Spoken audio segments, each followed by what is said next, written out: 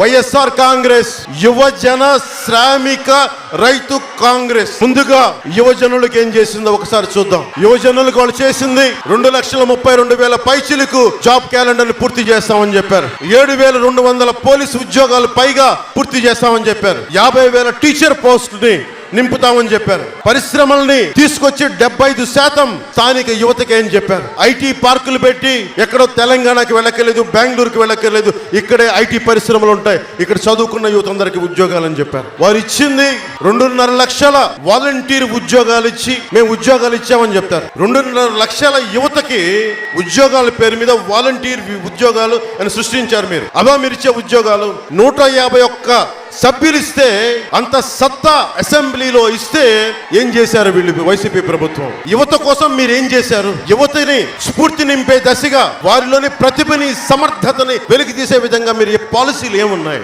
2.5 లక్షల ఉద్యోగాలు అని చెప్పి వాలంటీర్ వ్యవస్థను ఏం చేస్తున్నారు? చిన్న చిన్న పనులకి పోస్ట్ గ్రాడ్యుయేషన్ చదువుకున్న యువకుల్ని, పీజీలు చేసిన వారిని, మాస్టర్స్ చేసిన వారిని చాలా చిన్న పనులకి. సరైన రాజకీయ వ్యవస్థ లేకపోతే ఎంత ప్రతిభ ఉన్నా అది విదేశాలకు వెళ్ళిపోతుంది తప్ప మన దేశాలకు ఉపయోగపడదు, మన ఆంధ్రాకు ఉపయోగపడదు, మన భీమవరంకు ఉపయోగపడదు.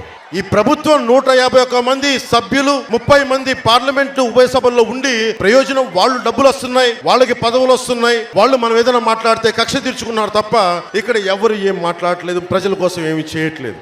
ఎంతసేపు కులాల మధ్య చిచ్చులు లేపి మనలో గొడవలు పెట్టి ఇవి చేస్తున్నారు తప్ప నిజంగా యువతకి కులాలు దాటి మీరు ఆలోచించండి అని చెప్పి నేను దశాబ్దం నుంచి అందరినీ చేతులెత్తి మొత్తుకుంటా ఉన్నాను.